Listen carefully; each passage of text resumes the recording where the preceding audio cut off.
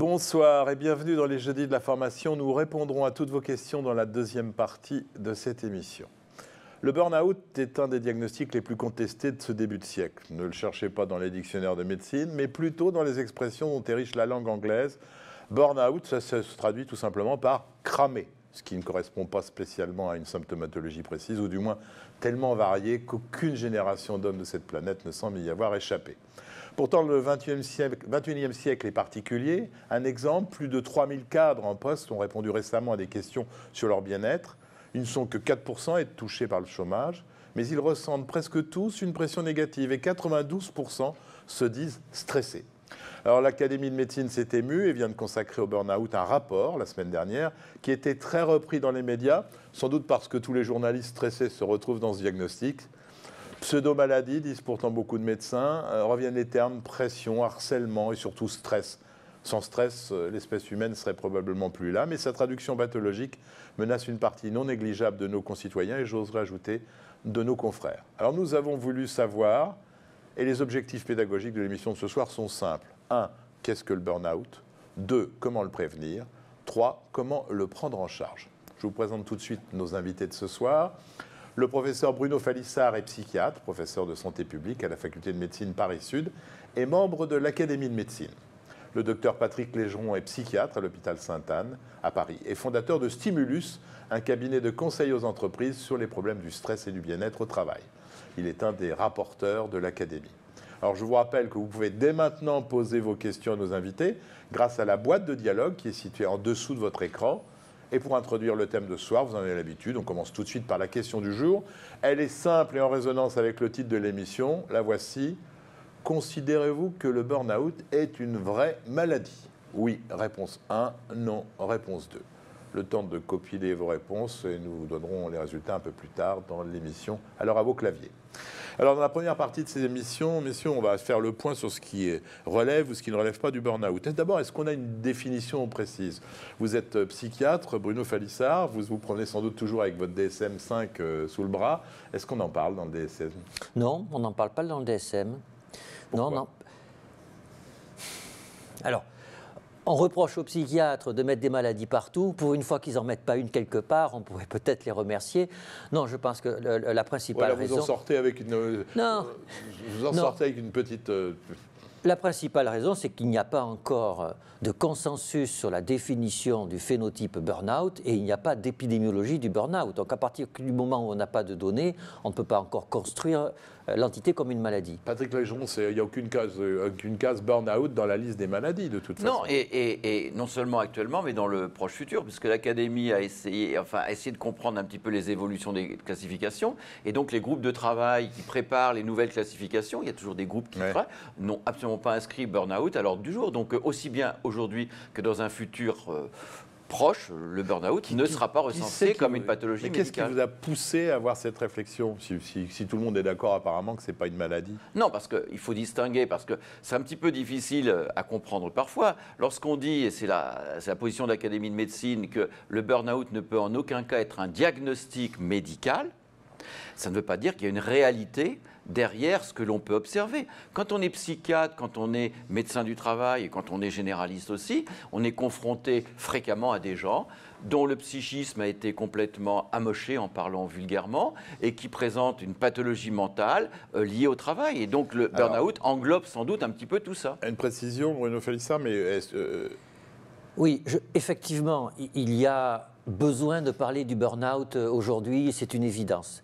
Mais je pense que c'est le symptôme de quelque chose, c'est le symptôme du fait qu'aujourd'hui, quand on va mal, il faut qu'il y ait une reconnaissance médicale pour que ce mal-être puisse être légitimé.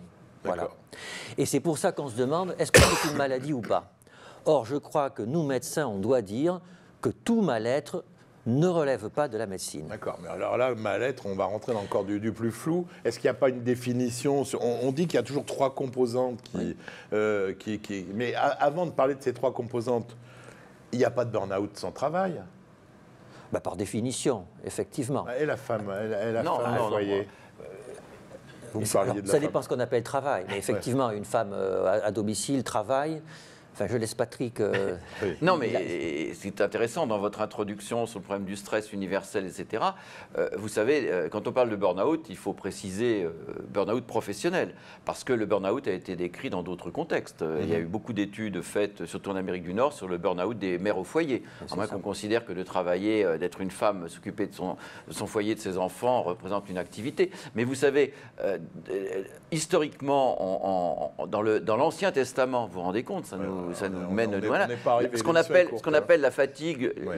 la grande fatigue du prophète Élie dans l'Ancien Testament est une description qui reprend justement ce à quoi vous faisiez allusion, c'est-à-dire les 3 grandes dimensions de ce qu'on peut appeler. Alors il y a 3 dimensions et c'est important parce que ça a été défini maintenant il y a quand même une trentaine d'années qui représente une symptomatologie, pas un diagnostic, une symptomatologie. Première dimension, c'est l'épuisement.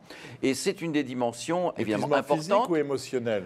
Dimension de tout l'organisme. D'accord. Émotionnel, mais physique. Les gens vous disent je suis crevé, je ne peux plus bouger, je ne peux plus me lever. Et épuisement émotionnel, épuisement cognitif, etc. Ça, c'est la première dimension. 2. Ce qui est important de réaliser, c'est que la traduction française de burn-out reprend parfois uniquement cette dimension. Alors que dans la description historique du burn-out, il y a une deuxième dimension qu'on appelle la dépersonnalisation. C'est quoi ça? Alors, il faudrait mieux utiliser le mot déshumanisation, c'est-à-dire les gens ne ressentent plus d'émotions, c'est un petit peu l'inverse de l'empathie, c'est-à-dire on ne ressent plus rien. C'était décrit par exemple, c'est des infirmières en burn-out qui finalement n'ont plus aucun sentiment, voient des enfants mourir sous leurs yeux, ça leur fait ni chaud ni froid. Donc cette espèce de robotisation de l'individu, qui n'a plus d'humanité en lui, représente la deuxième dimension. Et la troisième dimension, qui s'apparente beaucoup à la dépression, on y reviendra, qui est la perte, on peut dire, de l'estime de soi, du sentiment d'accomplissement. Et historiquement, on a... Au travail. Parce que... Alors là, il y a beaucoup de débats. Il y a des gens qui vous disent, justement, ça confirme ce que disait Bruno Falissard, que c'est mal défini, parce qu'il y a des gens il y a certaines études qui vous disent ça touche et presque exclusivement la sphère professionnelle et c'est épargné dans d'autres sphères. Mais il y a d'autres études qui vous disent que ces 3 dimensions concernent l'ensemble de la vie de l'individu. J'ai envie d'être plus catégorique, Bruno Falissard. Est-ce que ce n'est pas tout simplement une forme de dépression, le burn-out? C'est une très bonne question. Il n'y a pas de réponse à cette question aujourd'hui. C'est parce qu'on ne veut pas la donner? Non, alors, prenons un peu de recul sur... Aujourd'hui, en psychiatrie, comme dans le burn-out, il n'y a pas d'étayage paraclinique pour faire un diagnostic. Donc on est obligé de se contenter de regarder des tableaux cliniques. Or, un tableau clinique dépend beaucoup, en particulier en psychiatrie, du contexte dans lequel le sujet évolue.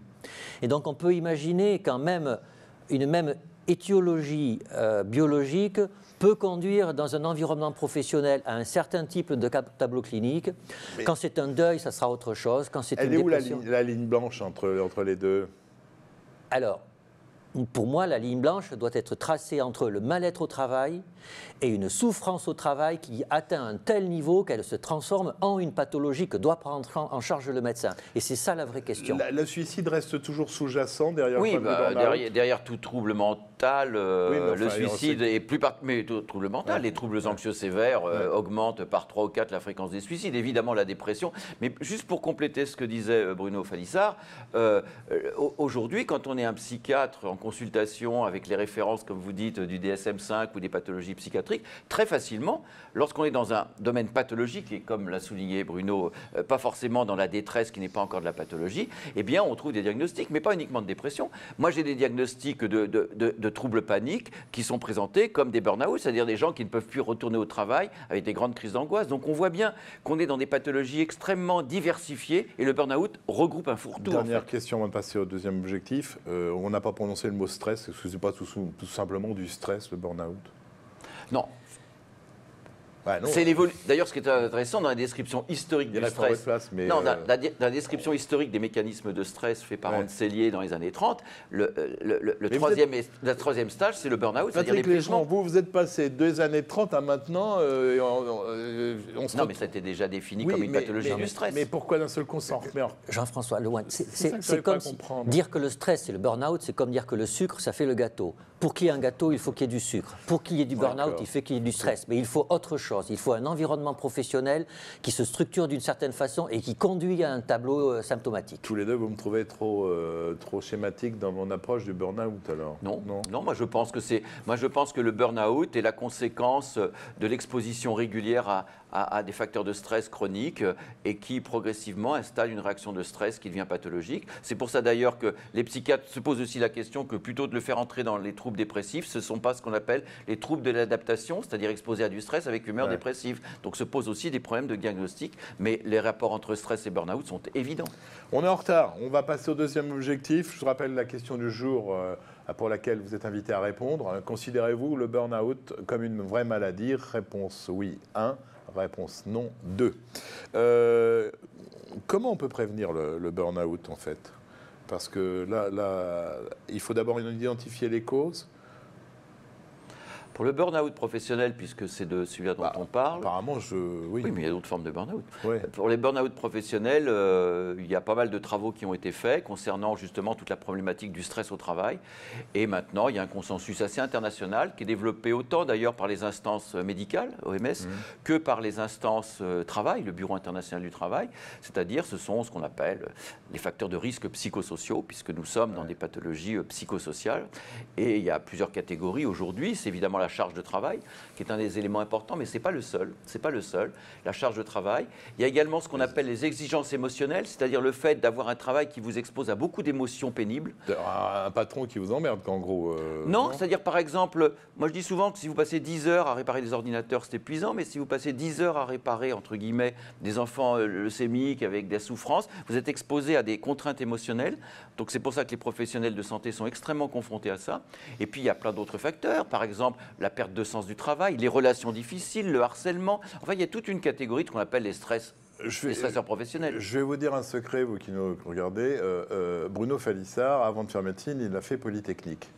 Alors, vous m'excuserez, Bruno Falissard, mais quand on parle d'horaire de travail, de charges importantes et de tout ça, ça veut dire qu'il faut être prédisposé pour être burn-outé, alors que tous les gens qui ont fait votre parcours devraient l'être. Mais bien entendu, c'est comme pour toutes les maladies. Bien sûr qu'il faut être.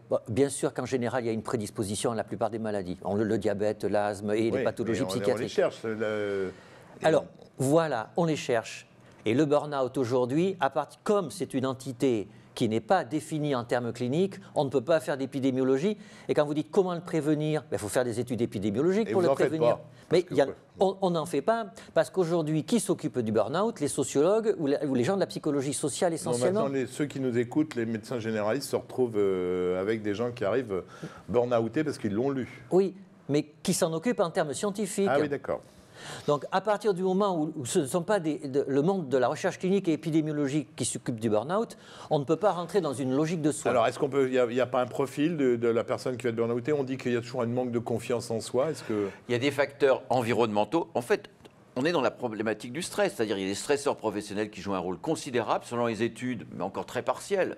Ça représenterait quand même le gros du problème, c'est-à-dire 60 à 70% des variables viennent de l'environnement professionnel, de ces facteurs de risques psychosociaux, de ces stresseurs auxquels le monde du travail nous expose de plus en plus, et tout le monde en est bien conscient, mais il y a aussi sans doute des variables qu'on appelle individuelles, qui sont des variables de personnalité. Par exemple, les gens qui sont surinvestis au travail, les gens qui ont une dépendance au travail, les gens qui sont un peu perfectionnistes, c'est-à-dire les gens dont le fonctionnement psychologique, dont la relation, j'allais dire, psychologique au travail est particulière. Il y en a toujours eu.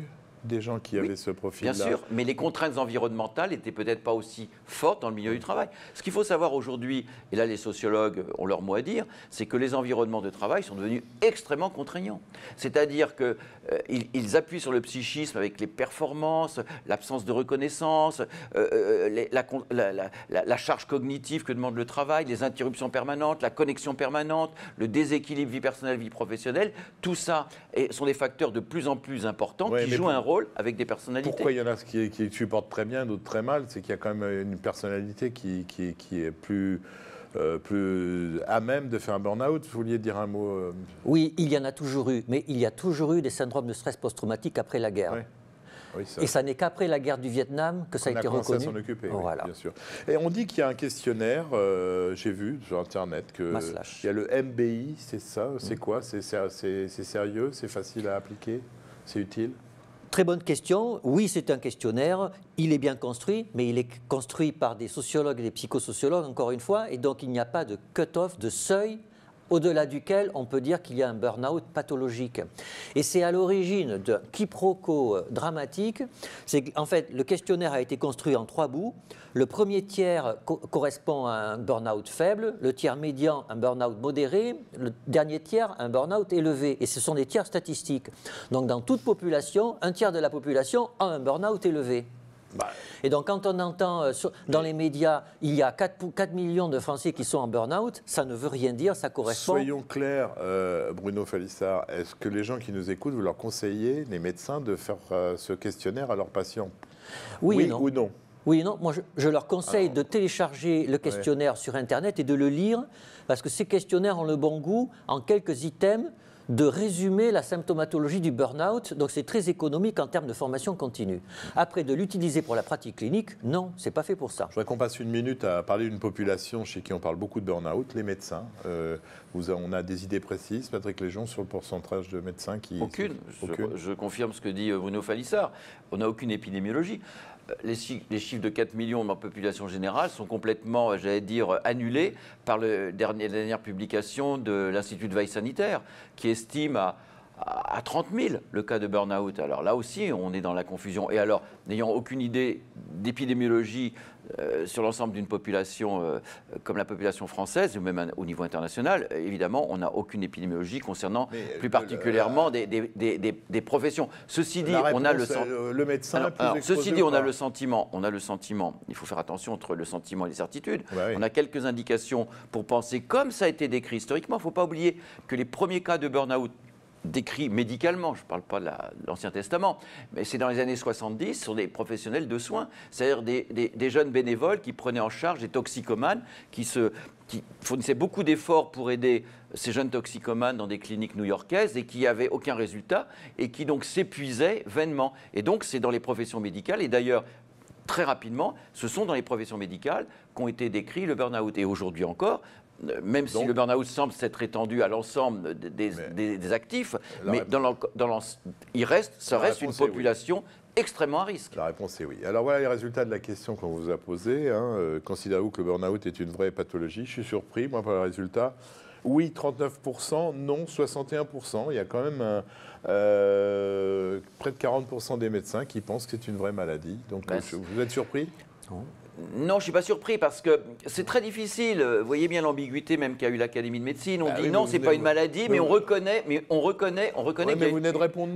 y a une souffrance. On reconnaît qu'il y a une souffrance. Parce que quand on dit que ce n'est pas un diagnostic médical, ça ne voudrait pas dire circuler, il n'y a rien à voir. Ces gens sont en souffrance. Comme l'a dit Bruno, certaines sont dans des détresses qu'on ne peut pas appeler encore de la pathologie, comme on peut être triste dans la vie sans avoir une dépression au sens médical. Donc il y a quand même une réalité de pathologie derrière tout ça. Et donc on ne peut pas dire il n'y a rien. Donc, si la question c'est est-ce qu'il y a une réalité de pathologie derrière des cas de burn-out, la réponse est oui, évidemment. Mais ce n'est pas diagnostiqué comme une entité définie. Il faut juste rappeler que tous les médecins et tous les académiciens ne sont pas d'accord sur le sens à donner au mot maladie. Donc, déjà, vous auriez dû commencer par là, c'est vrai. Et il y a eu un débat chez les académiciens là-dessus? Non, vous étiez tous d'accord. 40% quand même chez nos téléspectateurs. Comment prendre en charge le burn-out? J'allais dire la première question, un bon arrêt de travail. Je vous pose la question un peu comme ça parce que je pense que... Non, mais vous avez eu raison, avant de poser cette question, de voir comment le prévenir. Parce que c'est ça la seule problématique du burn-out aujourd'hui. C'est la prévention. La prévention forcée, c'est-à-dire les entreprises, le milieu du travail, les autorités de santé, c'est la prévention. Parce qu'un burn-out, lorsqu'il entre dans des dimensions pathologiques, et comme je le disais tout à l'heure, qui se rapprochent de diagnostics établis, comme la dépression, les troubles d'adaptation, les troubles anxieux, lorsqu'on est dans ce cas-là, on est dans une pathologie sévère. L'arrêt de travail est très très long. C'est des mois.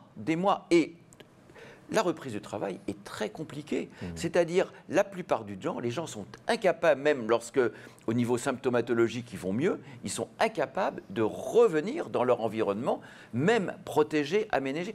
La plupart des cas de burn-out que j'ai rencontrés dans ma pratique hospitalière, ce sont des gens qui ont eu des reconversions complètes. Moi, je pense à un employé de banque, un cadre de banque qui maintenant vend des produits du terroir dans le 18e arrondissement. Vous leur conseillez plutôt de démissionner plutôt qu'un arrêt de travail ?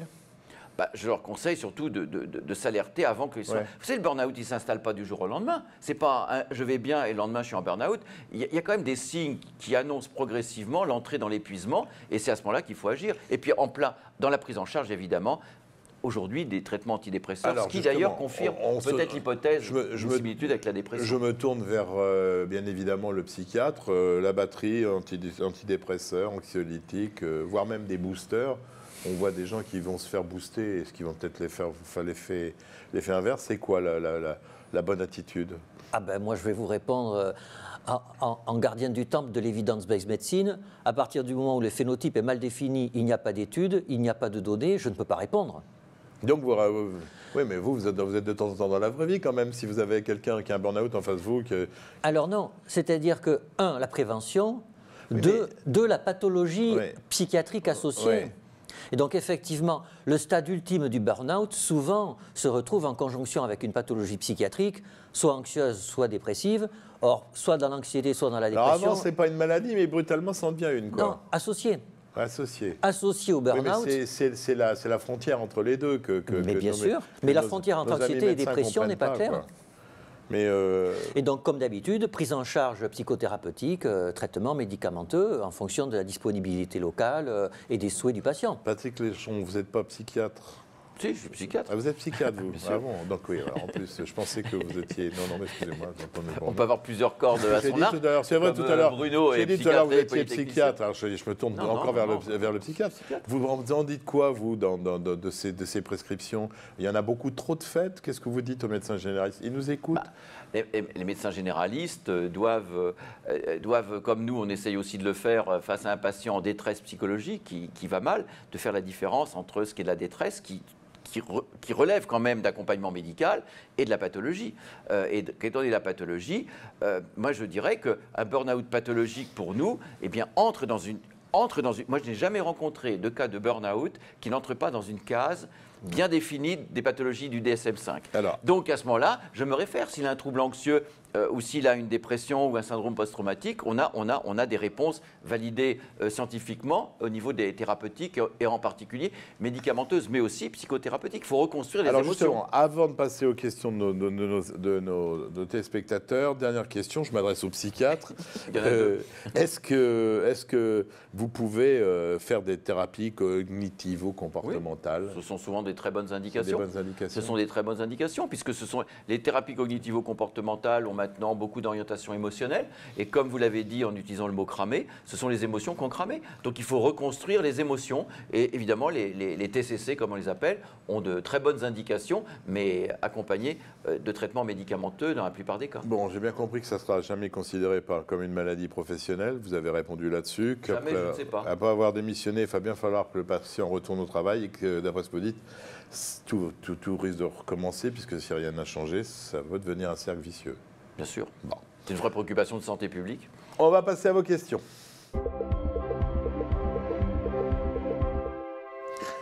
Alors, problème pour le patient du besoin de reconnaissance au sein de l'entreprise. Pour rebondir, comment communiquer en entreprise au CHSCT ? Qui répond, Patrick Léchon. C'est une question sur la reconnaissance en maladie professionnelle ? Le mot reconnaissance est tellement ambigu. Mais vous parlez des CHSCT, c'est-à-dire les comités d'hygiène, sécurité et conditions de travail. Ce sont une instance obligatoire dans les entreprises qui doivent aborder non seulement les conditions de travail, mais également tout l'impact sur la santé. C'est un interlocuteur institutionnel extrêmement important. Aujourd'hui, tous les CHSCT se sont emparés de ces problèmes qui sont abordés sous le terme de risques psychosociaux au sens très large du terme, c'est-à-dire comment les environnements de travail, en agissant et en contraignant le psychisme humain, peuvent aboutir à à des pathologies. Voilà. Donc ça, c'est sont emparés. Mais le problème, c'est pas que les CHSCT. Le problème aujourd'hui dans le monde du travail, c'est que les entreprises aient fait de la santé au travail une priorité dans leur organisation du travail, dans leur forme de management. C'est ça la question. Vous sentez quand même une modification dans l'approche des entreprises par rapport Écoutez, ça fait maintenant près de 30 ans que je m'intéresse au problème du stress au travail, etc. Quels sont les changements? Les changements, c'est qu'on en parle. On en parle énormément. On n'en parlait pas il y a 20 ans, alors que d'autres pays abordaient déjà ces thèmes. On en parle. Mais ce qui est fait dans les entreprises est encore très timide. Je vous donnerai qu'un seul chiffre.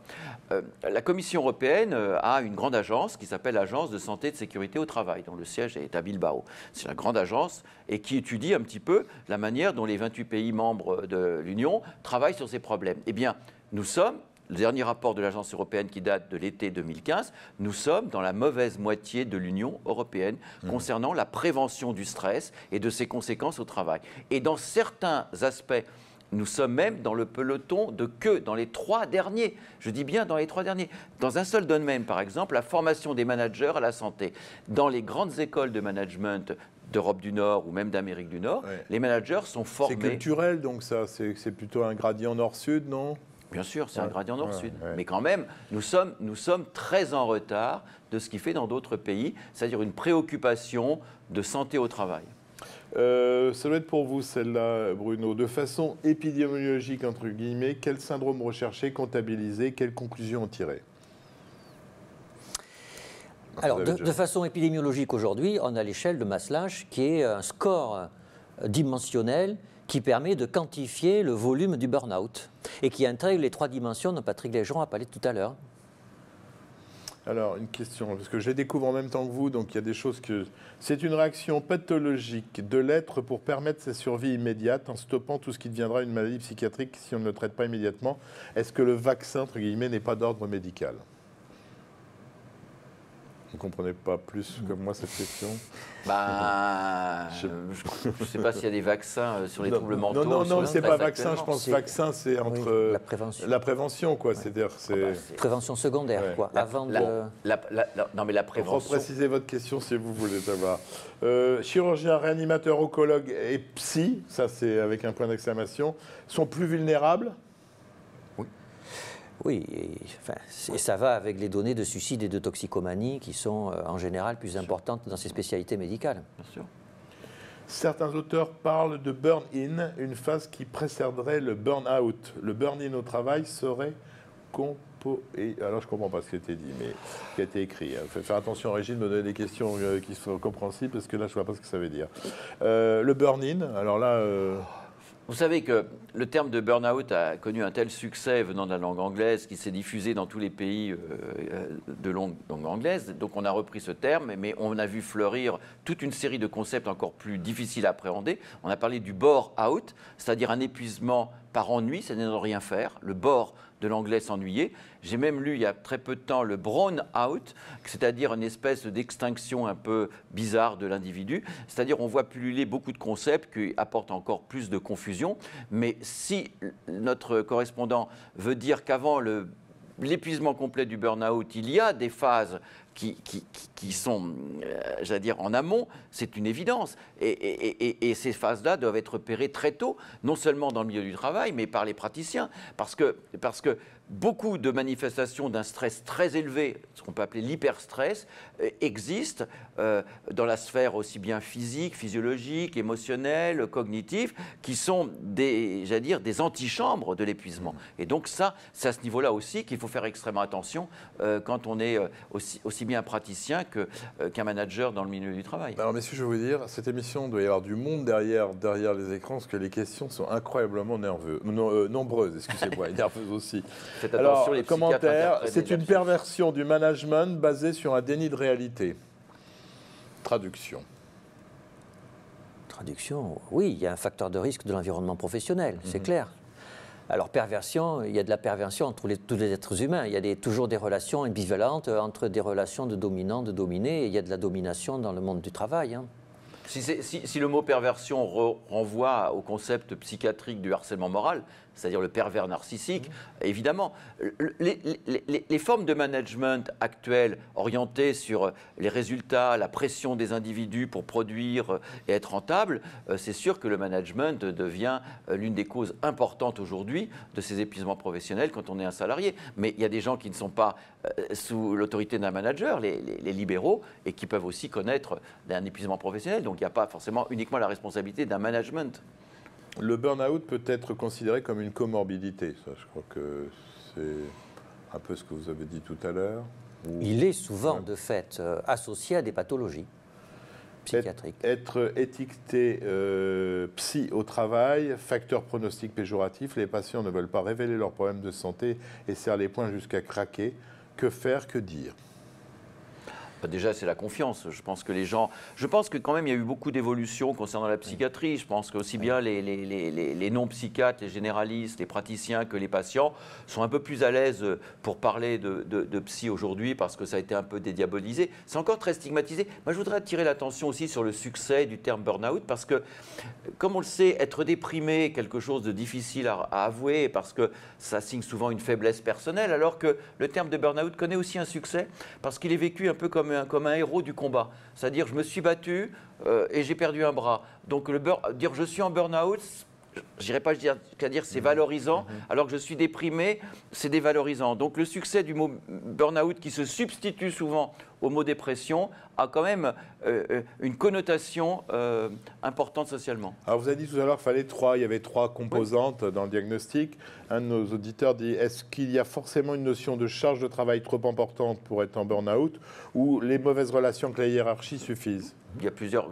Comme j'indiquais, il y a beaucoup, mais il y a beaucoup de stresseurs. C'est-à-dire que non, c'est-à-dire que les causes du burn-out, évidemment, on pense tout de suite à la surcharge, mais on voit des gens qui ont énormément de surcharge au travail, mais ils trouvent du sens, de la valeur, ils ont l'impression d'être autonomie, de se réaliser eux-mêmes à travers ça, et ils sont protégés. La charge n'explique pas tout. Quand vous avez une charge avec en même temps de mauvaises relations, etc., vous avez plusieurs facteurs. C'est multifactoriel, les causes du burn-out, et donc la charge représente sans doute une cause importante. Mais il y a tellement de cas dans lesquels les gens ont beaucoup de charges et ne craquent pas, et des gens qui ont moindre charge et qui craquent parce que, en effet, les relations entre les individus sont détestables, parce qu'il n'y a aucun sens aux gestes ou aux activités qu'ils font de manière répétitive comme des beaux robots. Donc en fait, on s'aperçoit que c'est multifactoriel dans la cause.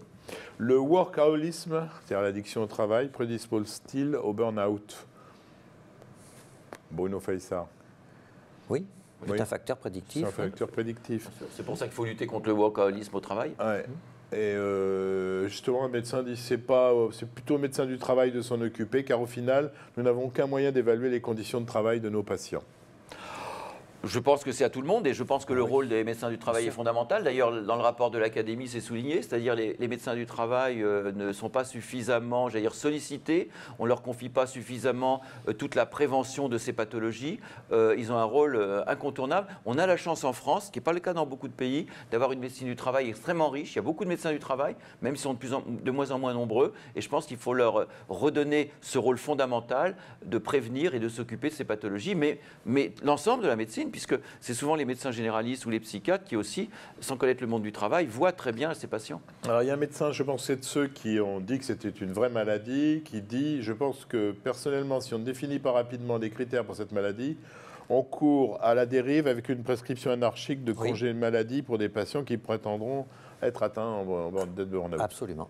Ouais. Tout à fait. Ah Absolument. bah oui, mais là, on vous dit que ce n'est pas une maladie. Et là, il vous dit qu'il faudrait en faire le plus rapidement possible. Aujourd'hui, on n'a pas de données qui permettent de dire que c'est une maladie. Mais vous savez, dans l'histoire de la psychiatrie, il y a des pathologies qui n'étaient pas reconnues, qui sont connues. Je pense à la phobie sociale, il y a simplement 30 ans, la phobie sociale était perdue dans un magma des troubles anxieux. Progressivement, la recherche médicale a identifié une pathologie spécifique, elle est apparue, même si elle existait depuis longtemps. L'hyperactivité de l'enfant. L'hyperactivité de l'enfant. Il y a beaucoup de pathologies qui, pour l'instant, et la remarque de Bruno Faïssard est fondamentale. C'est-à-dire aujourd'hui, en l'absence de critères qui définissent d'abord les limites de la symptomatologie et puis la différence entre l'infraclinique et le pathologique, la porte est ouverte à tous les abus. Vous êtes un peu épidémiologiste, Bruno Faïssard. Il n'y a pas de tentative à faire quelque chose de cohérent dans le burn-out au niveau épidémiologique ? Eh bien non. Eh bien non. Et c'est à qui de le lancer Il faut financer.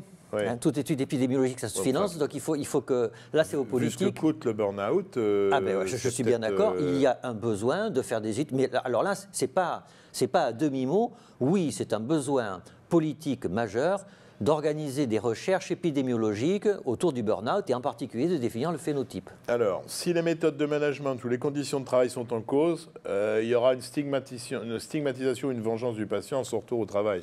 C'est ce que vous disiez tout à l'heure, que arrêter le patient n'est pas la solution, n'est pas la panacée. Quand les cas sont sévères, l'impossibilité de travailler est manifeste. Donc l'arrêt est absolument indispensable. Il faut tout faire en amont pour prévenir cet état-là.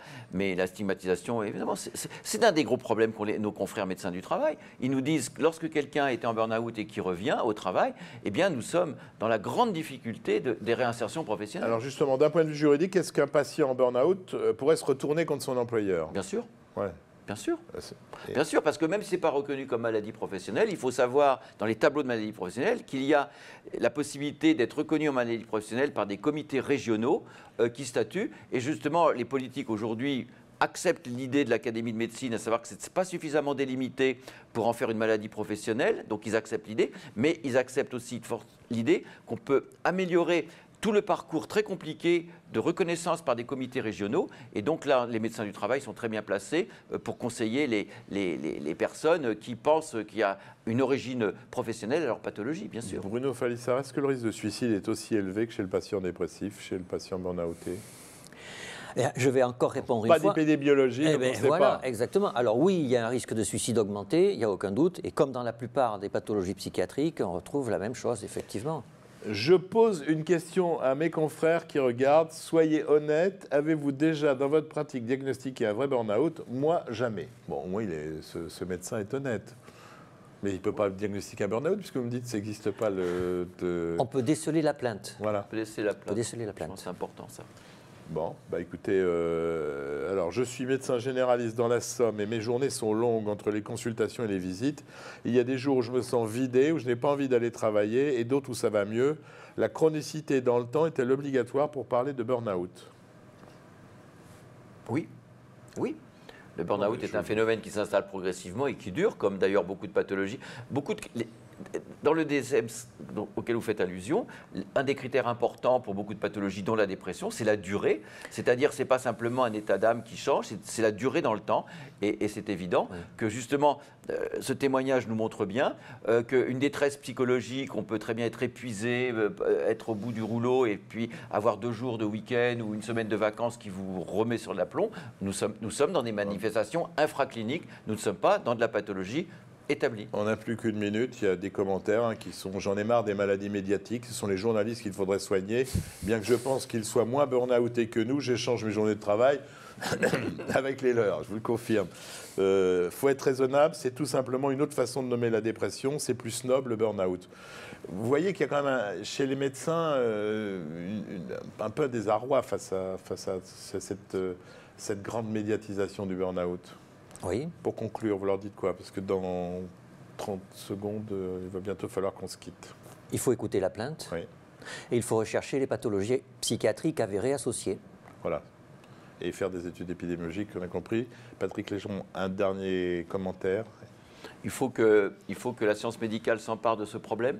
C'est une problématique qui est restée en France uniquement cantonnée au ministère du Travail, c'est-à-dire par des sociologues, par des spécialistes du travail. Le travail compte, mais il y a besoin que les autorités de santé, la recherche médicale, les praticiens... Et elle prend en compte ça, le ministère de la Santé? Il semble dans ses dernières déclarations qu'elle souhaite développer, qu'il est temps de développer une connaissance médicale et rigoureuse et scientifique d'un phénomène qui s'appelle burn-out, que j'appelle un OMNI, un objet médical non identifié, mais dans lequel il y a une réalité de pathologie qu'on peut classer dans d'autres domaine, mais il y a une réalité. C'est pas une illusion, c'est pas un objet virtuel, il y a une réalité. Merci à vous deux d'avoir participé à cette émission. Avant de se quitter, j'aimerais vous signaler la sortie du dernier ouvrage de Patrick Légeron, intitulé « Le stress au travail, un enjeu de santé », une nouvelle édition enrichie et actualisée chez Odile Jacob.